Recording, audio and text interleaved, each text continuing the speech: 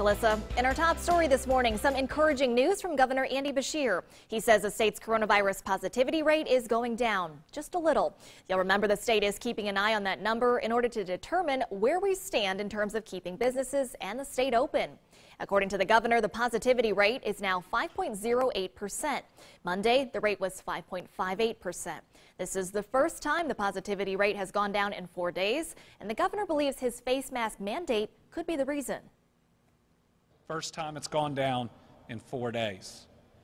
Again, too early to draw conclusions, but I hope, I'll just say it, I hope that this is us starting to see, because the time period is right, where the facial covering requirement is starting to kick in and help. 532 new cases of the coronavirus were reported yesterday, including 21 cases in children under the age of 5. At least 28,100 Kentuckians have now tested positive. Governor Beshear also reporting 10 new deaths. 719 people have now died from the virus in the state. Meanwhile, in Lexington, the city is still seeing a surge in cases. Yesterday, 116 new cases were reported. That's the highest one-day total so far, a record that was just set last Thursday with 100 cases reported. The health department says the highest days have all been in July. It says 793 cases have been reported just in the last 2 weeks. That's the same number of cases reported in all of last month. In total, the city has almost 3,000 cases. 45 people have now died. And the Lexington-Fayette County Health Department says contact tracing is going well in the city. We're told several new tracers are brought in each week as part of the state's contract. The department says they continue to see people who report going to public businesses while infectious. People are contagious about 1 to 2 days before showing any symptoms, according to the department.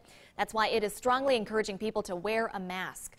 But in order for the health department to enforce, you need to report it directly to them. The fines are aimed at businesses as well, not people. The health department says they've already had 120 complaints. And the push to wear a mask is creating a divide, but some health departments are actually getting creative with this one.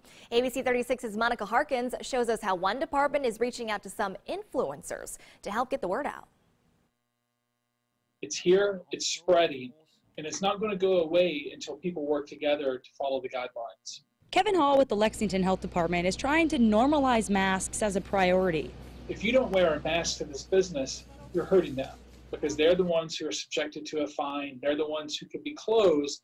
But how do you convince people to wear something many see as a negative? Powell County is trying a new way. If you're a business owner, a farmer, or a doctor. Video campaigns using influencers, well-known people in the community, to help promote masks. You know, sometimes the opposition can get a little loud on social media. But cases are still going up. Okay, now it's getting critical, and we really need to bring out some gems in our community to really show that it's not just the health department saying this. The first video focuses on the virus knowing no boundaries. it doesn't matter if you're any older or younger, Or somewhere in between. The second happened more organically. And I just started singing in my head, you got to wear your mask, you see right now, it's a necessity. And I was like, oh my gosh. And it turned into this. You've got to wear your mask, you see right now, it's a necessity. I don't know if I would consider myself an influencer, but I don't know. Everybody has a voice, and if you use it to help the common good, then that's the whole purpose of having your voice. And I choose to use what voice I have to help the people I love. Well, my mask, you say, it protects you and filters me. The 2020 way to live life. It's a good idea. The Kentucky High School Athletic Association has now laid out plans for high school sports this fall, and some good news, there will be football. Right now, teams have only been allowed to condition. Beginning August 24th, they'll be allowed to practice without pads. The regular season will begin September 11th. Now, depending on how teams schedule, they can play 8 or 9 games. Normally, they play 10 in the regular season. On game day, teams will only be allowed to have 60 players on the field. Now, no decision was made on whether fans will be able to attend games. The decision on Tuesday is one players and coaches have been hoping for and expecting. However, Frederick Douglass High School coach Nathan McPeak says the season could still be canceled if cases remain high and people don't wear a mask. We'll do everything we can to keep each kid safe. Obviously, it's not 100%, but we'll do everything that we possibly can, and we're not going to make excuses this year. Everybody is going to have to do a little bit more this year to have football. Coming up at 6:30, Sports Director Brian Kennedy tells us the new rules and schedules for other fall sports. Kentucky has more than 28,000 cases of COVID-19, and the positivity rate seems to be going down. Lexington, though, reporting its highest single-day case numbers yesterday. Meanwhile, health department leaders say they want to normalize testing, saying it needs to be done more regularly.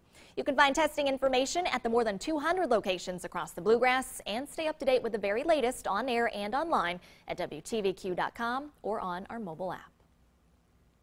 Lexington police are investigating after 2 people were taken to the hospital following a shooting at a gas station. It happened yesterday afternoon at Thornton's on North Broadway. Police say an officer happened to be there when an argument between a man and a woman got heated. They say that's when the man pulled out a gun. The man and woman were taken to the hospital with gunshot wounds. No word on their condition. Police say they are still investigating if the officer pulled out his own weapon. Also in Lexington, an update on a deadly shooting from Monday evening. Police say 19-year-old Miguel Diaz was killed. He was found shot by police on Spiegel Street around 7 that night. The coroner says his death has been ruled a homicide. No word from police on a suspect in the investigation. And Lexington police have now arrested one suspect and are searching for another in a murder investigation. 46-year-old Dante Burris is now in jail, charged with murder and robbery. He was wanted in connection to a deadly shooting outside a motel on Newtown Court in Lexington last month. Police say another person was involved, Derek Lynham. They're still looking for her. Take a good look here. You should call police if you have any information on where she might be. And Lexington police are asking for more information. Deadly weekend crash in Lexington. According to officers, it happened Saturday morning around 4:30 on Georgetown Road and Citation Boulevard. Investigators say a man died after a black Jeep Cherokee traveling west on Citation and a black Saturn traveling north crashed on Georgetown Road. Police are now looking for anyone who may have seen that crash or the vehicles involved before it. If you have any information that could help with the investigation, you should contact Lexington Police. Time now 6:10.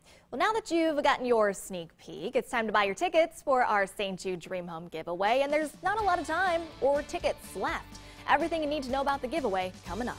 What? This is not